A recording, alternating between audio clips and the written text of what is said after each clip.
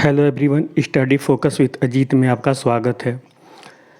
दोस्तों, आज के वीडियो में हम दो चर वाले रैखिक समीकरण युग्म के स्टेटमेंट वाले प्रश्न हल करेंगे, जो कि बोर्ड परीक्षा के लिए बहुत ही इम्पोर्टेंट है और ये 4 से 6 नंबर में आ सकता है और आता भी है दोस्तों।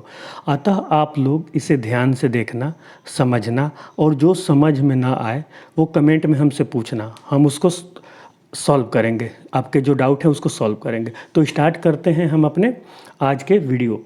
ठीक है, तो हमारा क्वेश्चन है दोस्तों, जैसे कि आप देख पा रहे होंगे स्क्रीन पे, निम्न समस्याओं में रैखिक समीकरण के युग्म बनाइए और उनके ग्राफीय विधि से हल करना है। तो हमारी स्टेटमेंट वाला क्वेश्चन है, हमें उसको पढ़कर उसका एक समीकरण युग्म बनाना है। युग्म मतलब 2 समीकरण बनाना है और उसको सॉल्व करना है। कैसे? ग्राफीय विधि से। ये इंपॉर्टेंट है क्योंकि इसमें लिखा भी है। तो ठीक है दोस्तों, देखिए हमारा क्वेश्चन क्या है। दोस्तों, पिछले वीडियो में हमने ऊपर वाले प्रश्न को हल कर लिया। आज हम ये पेंसिल और कलम वाले प्रश्न को हल करेंगे। तो एक बार हम अपने क्वेश्चंस को देख लेते हैं क्या है।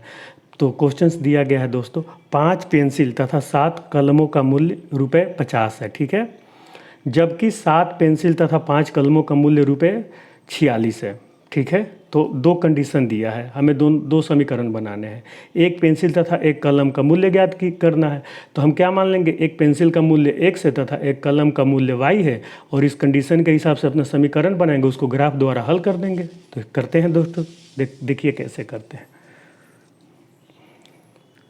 इसको आप लिखिए सबसे पहले, माना, इसका हल करते हैं। ठीक है, चलिए लिखिए,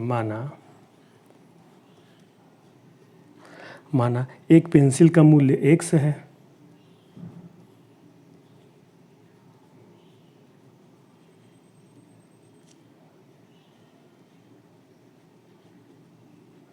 X तथा एक कलम का मूल्य Y है।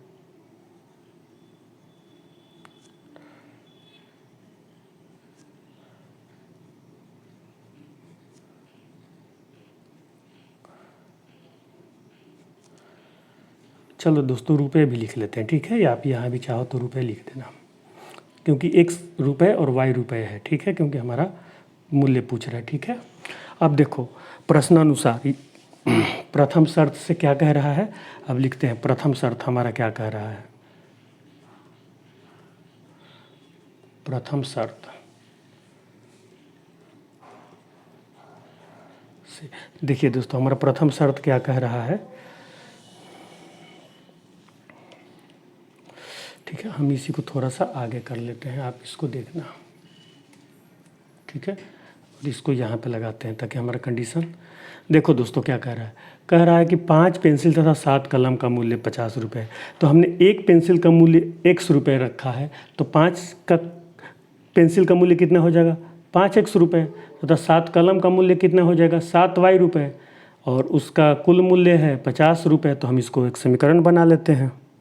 ठीक है, तो लिखिए 5X + 7Y = कितना है, 50। ठीक है, आप इसको समीकरण नंबर 1 बना लो। अब देखो, अब द्वितीय शर्त क्या कह रहा है। द्वितीय शर्त से,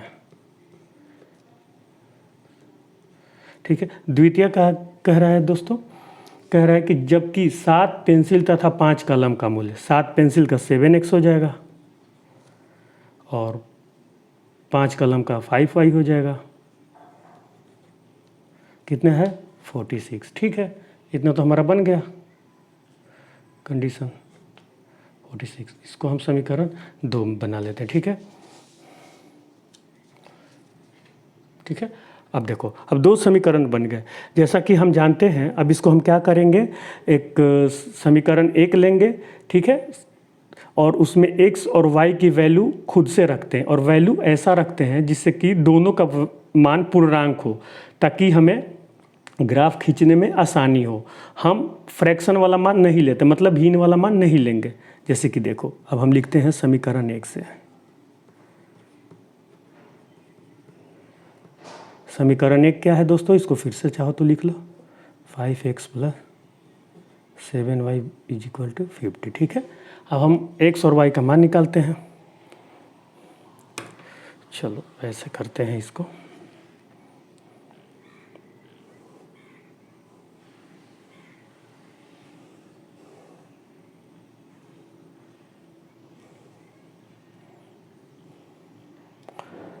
और हम कम से कम 2 बिंदु निकालते हैं, क्योंकि अगर आपको लाइन खींचना हो तो कम से कम 2 बिंदु आपको पता होना चाहिए। अगर 2 बिंदु आपको पता है तो आप उससे लाइन खींच सकते हैं। ज़्यादा कितना भी रख सकते हैं, लेकिन कम से कम 2 रखना है।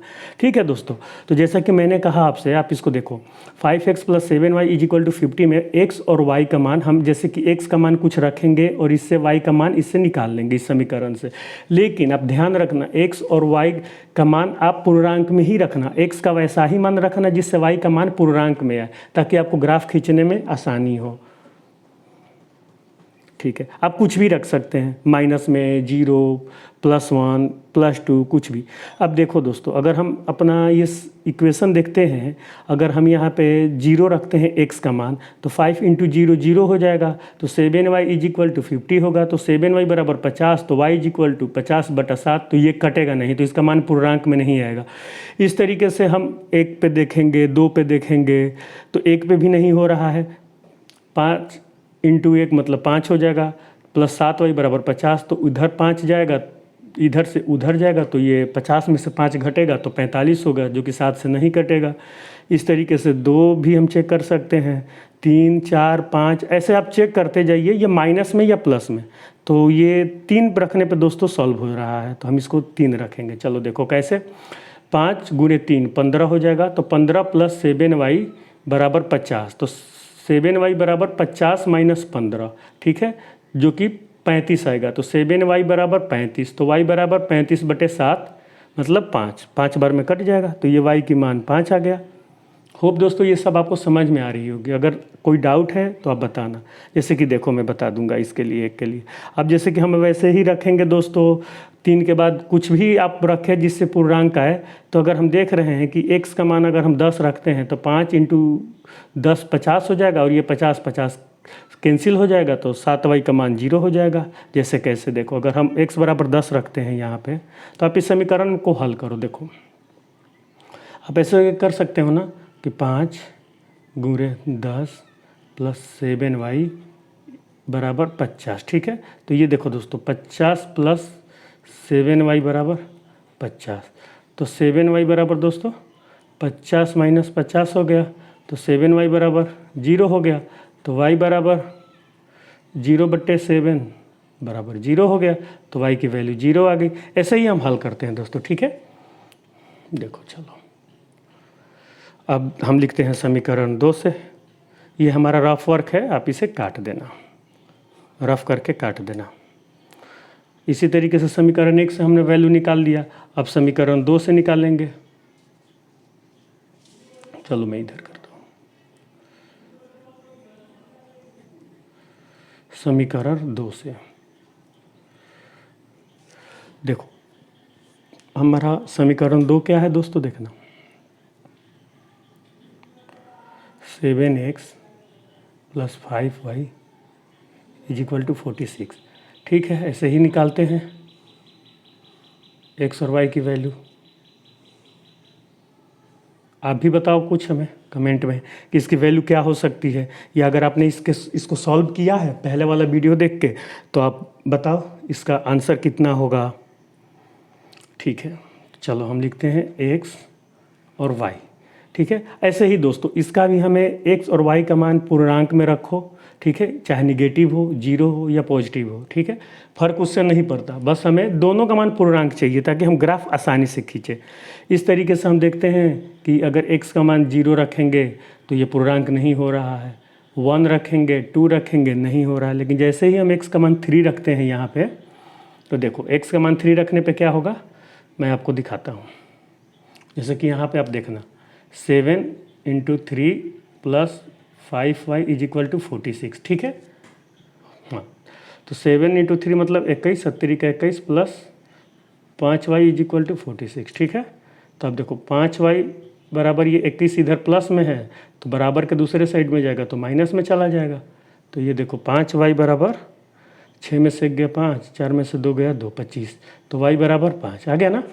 तो y बराबर ये 5 हो जाएगा, ठीक है। इसी तरीके से हम कुछ और मान रखते हैं, 0, -1, 2, 3। तो हम देखते हैं कि अगर -2 रखते हैं यहाँ पे x की मान, तो हमें y का मान मिल रहा है 12, ठीक है। अब देख लो, अगर आप इसको देखो, अगर कोई डाउट आए तो हमसे कमेंट में पूछो, हम अभी बताएंगे आपको। ठीक है, अब देखो दोस्तों, अब हमें एक्स और वाई दोनों समीकरण के दो मान मिल गए। अब हम इसको क्या करेंगे, कोऑर्डिनेट, इसको हम ग्राफ पे हल करेंगे। तो इसके लिए हम अपने सबसे पहले अपना ग्राफ लेते हैं।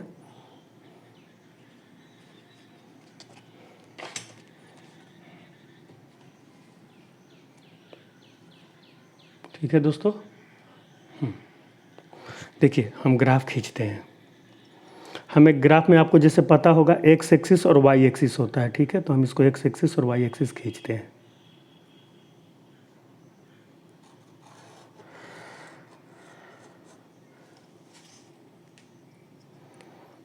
थोड़ा डार्क खींचते हैं। आप इसको बोर्ड एग्जाम में हमेशा पेंसिल से बनाना, हम आपको यहाँ पे पेन से बना रहे हैं, लेकिन आपको पेंसिल से ही बनाना है एग्ज़ाम में।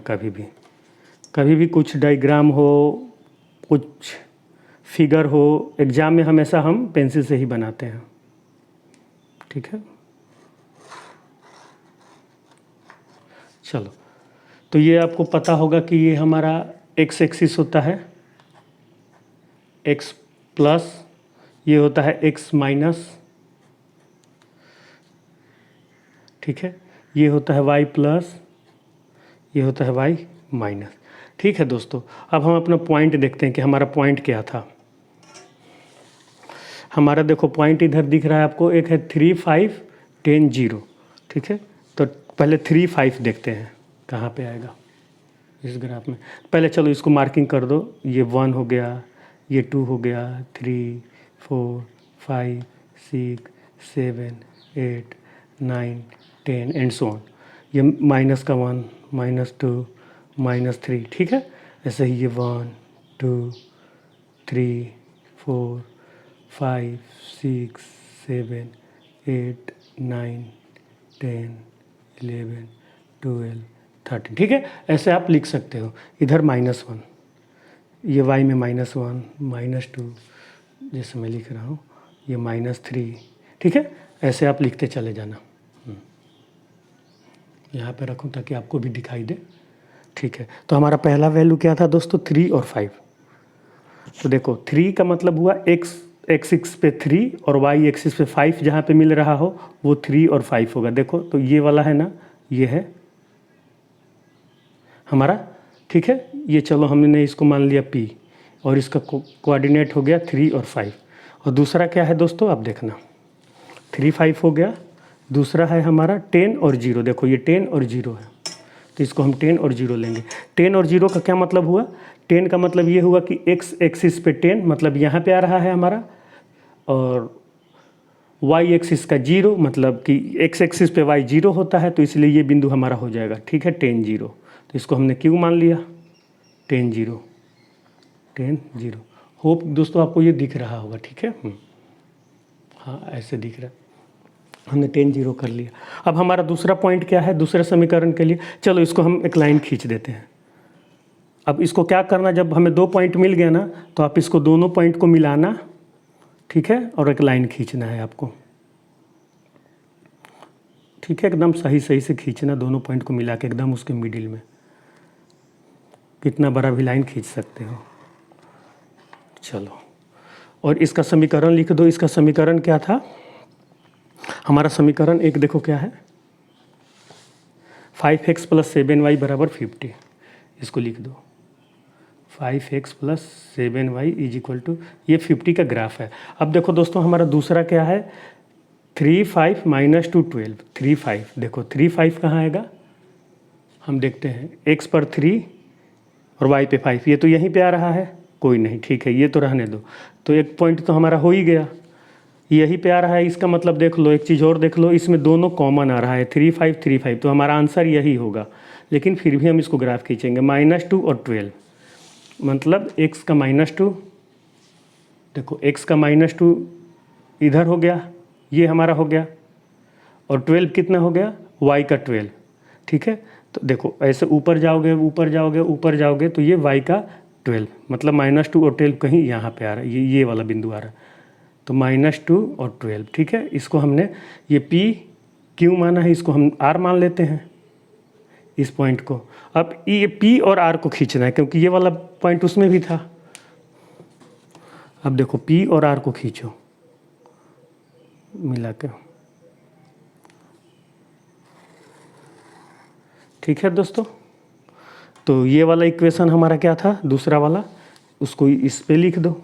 7x + 5y = 46। 7x ये है ना, हाँ, 7x + 5y = 46। अब देखो हमारा प्रतिच्छेदन बिंदु क्या है, तो इसको आप चाहो तो यहाँ पे लिख सकते हो, प्रतिच्छेदन बिंदु। यही हमारा हल होता है, जो प्रतिच्छेदन बिंदु होता है। x और y का जो मान होता है, तो हमारा x का मान कितना आ जाएगा 3 और y का मान क्या आ जाएगा 5। तो आप इसको लिख दो यहाँ पे। ये तो ग्राफ आपने देख लिया, तो अब हम उसको लिखते हैं जहाँ पे हम अपना सवाल हल कर रहे थे। यहाँ पे लिखते हैं दोस्तों, प्रतिच्छेदन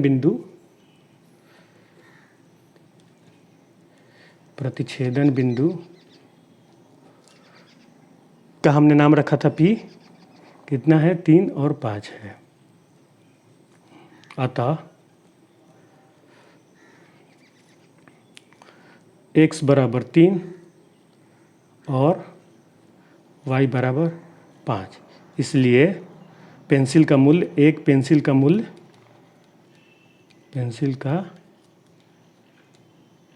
मूल्य बराबर x = 3 रुपये तथा एक कलम का मूल्य